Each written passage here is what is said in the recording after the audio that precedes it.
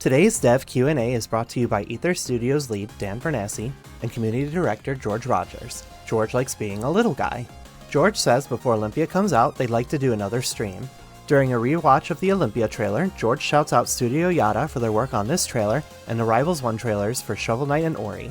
They talk about the 4 characters featured in the trailer intro, explaining that they are from creatures of ether and each one is inspired by different types of martial arts. They are Hodan's favorite students and may currently be involved in the world's politics. Olympia is first pit against Kragg to showcase how small she is compared to the rest of the cast. Olympia has been officially retconned.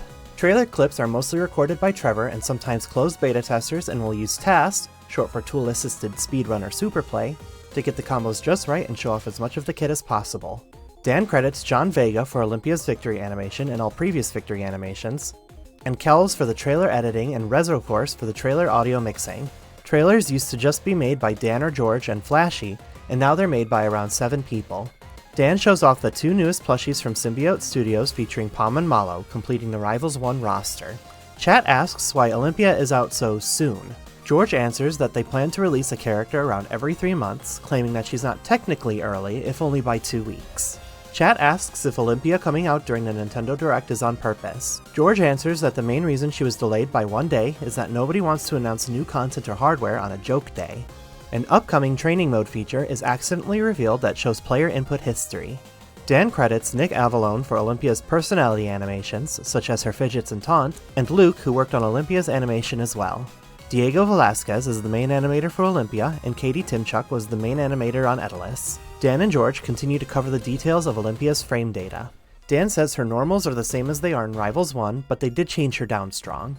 Dan describes her kit as beginner-friendly. George says she falls faster and is lighter than she was in Rivals 1. Neutral Special can now be tapped again to stop the crystal mid-trajectory.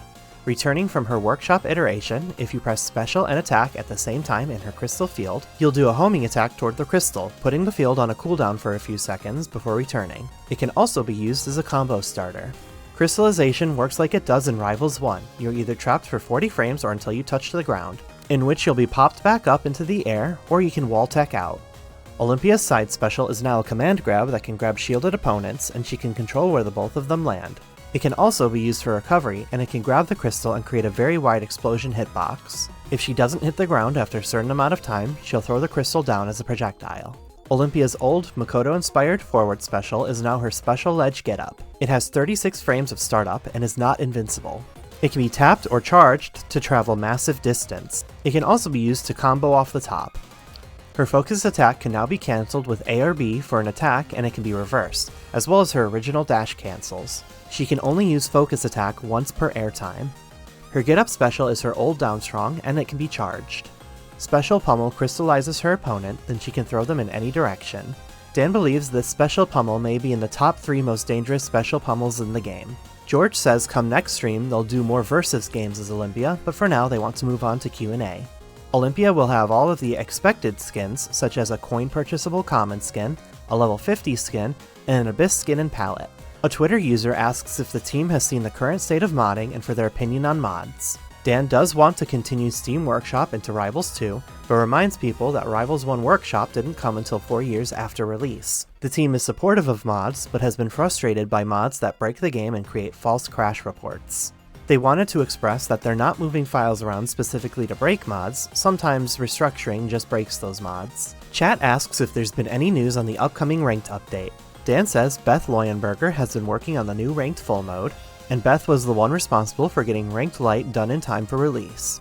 Ranked seasons will last 3 months with ranking resets between. They recognize that Street Fighter has a system for doing character-specific ranks, but that they won't be doing character-specific ranks for at least a year, as they want to figure out a system where you wouldn't be locked out of character counterpicking to your higher ranked characters. Chat asks if Ranked Light will have any rewards. Dan says the current plan is to capture the Ranked Light leaderboards, but the Ranked Full system will have rewards for completing your placement matches and more. Dan explains that the ELO system is really straightforward and just based on the chess formula. If your earnings or losses don't match the chess ELO formula, Dan says to send in a bug report with screenshots. Chat asks if they'll be adding a way to hear Olympia's and Loxodon's music themes in-game. Dan says he wants to get Loxodon's theme on the Fire Capital stage rotation, and a way to change what music is in a stage's rotation. Flashy wants to add a sound test menu. and plans for characters that have themes but no stages hasn't been revealed yet. Chat asks what the next casual player feature will be.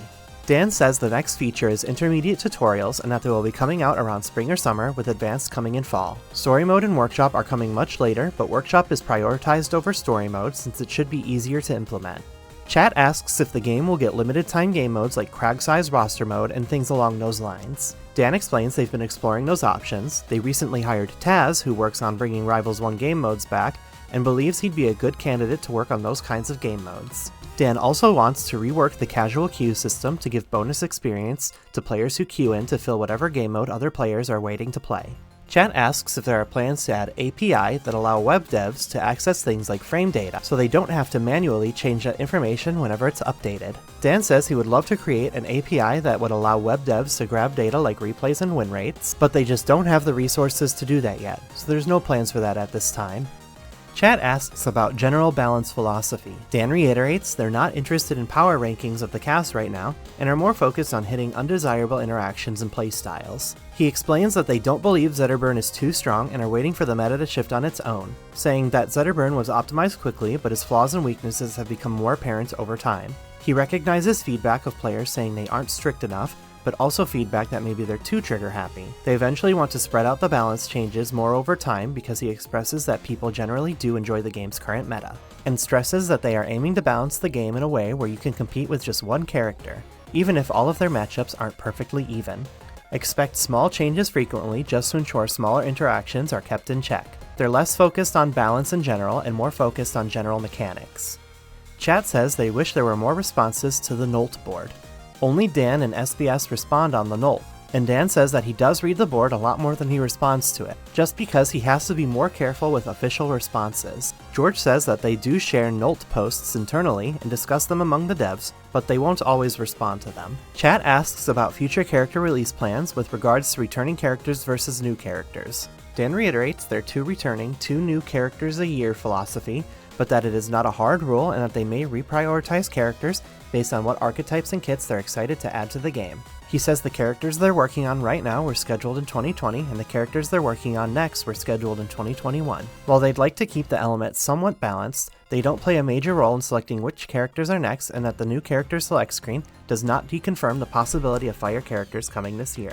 Lorena will be released in 2026. Chat asks why they do it to ABSA and if Dan hates ABSA. Dan first quickly goes over Nolt boards because he wanted to answer this question on the Nolt board but didn't get around to it, and explained that older Nolt boards had been deleted because there is a monthly fee to have more than 5 Nolt boards, and they'll either look into having more Nolt boards or hosting a feedback forum on their own website. Dan says he doesn't hate ABSA and that he made her in the first place. ABSA was based on his interpretation of fighting versus Zelda primarily in Brawl against his college roommate, and that comparisons to PM Zelda were just a coincidence. Their intention wasn't specifically to single out and bully ABSA fans, but rather to create a cinematic trailer where you'd see character after character and didn't know who was being revealed until the very end. He's glad to see that players are excited to see their favorites like ABSA and Hodan coming back, and George confirms ABSA will return in the future. Dan and George wrap up by asking viewers to send questions to their socials for them to respond to in the future, and that next time they'd like to do an Olympia Versus stream featuring one of Olympia's developers. If you found this video helpful or have any feedback, let me know in the comments. I refrained from offering personal opinions in an attempt to keep the video length on the shorter side and provide something purely informational, but I'm open to the idea of doing commentary either at the end or as a separate video. For all things Rivals, make sure to subscribe and don't forget to hit the bell so I can scrawl you later.